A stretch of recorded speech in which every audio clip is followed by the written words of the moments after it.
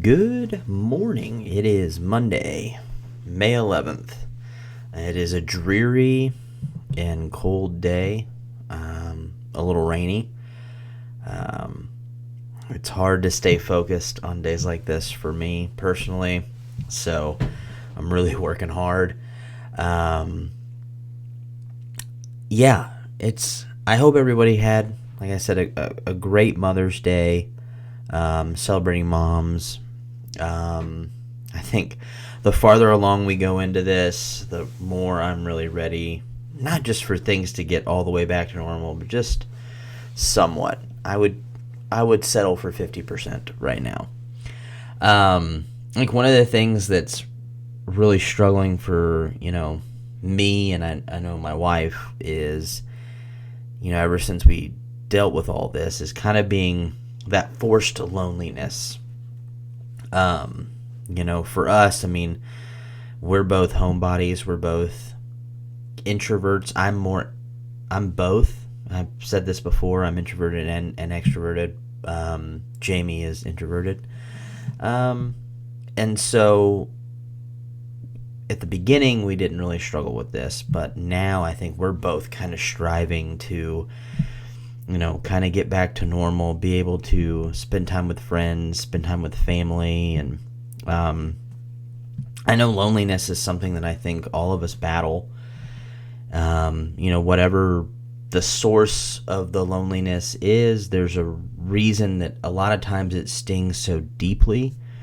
As human beings, we were created to have people in our lives. It was hardwired into our DNA to be these social creatures. Even if you consider yourself an introvert, and I get it, I'm one too, you still need people in your life, whether it be friends, whether it be family, whether it be people who, just to be present, just to laugh with, to cry with. It's all part of being human. I'm going to read a couple of scriptures. The first one I'm going to read is Genesis chapter 2, verse 18. The Lord God said, "It is not good for the man to be alone. I will make a helper suitable for him." So in the midst of creating the entire universe, God continued to declare that everything he created was good. The first time we ever see the phrase that God says it is not good is just right there in verse 18 of Genesis chapter 2, and it is when mankind is alone. God sees Adam, the first human that he created, and he sees him hanging out by himself with the animals or whatever he was doing. But he sees it and he says that's not right. It's not good for the man to be alone. So God creates community. He establishes relationships as necessary, as a part of being human. We need that interaction.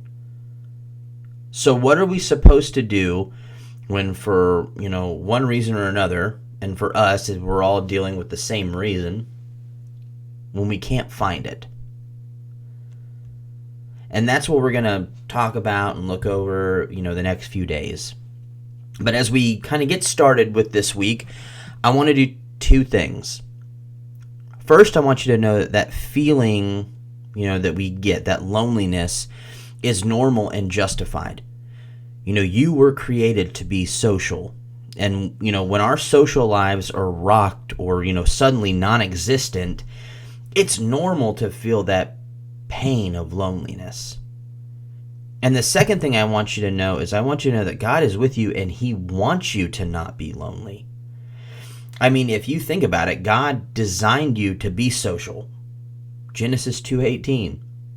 So why wouldn't he do whatever he could possibly do to help alleviate your loneliness? So I'm going to close with Psalm 55:22. I've read this, I'm pretty sure, towards the beginning of when I started all these, but I do enjoy this passage.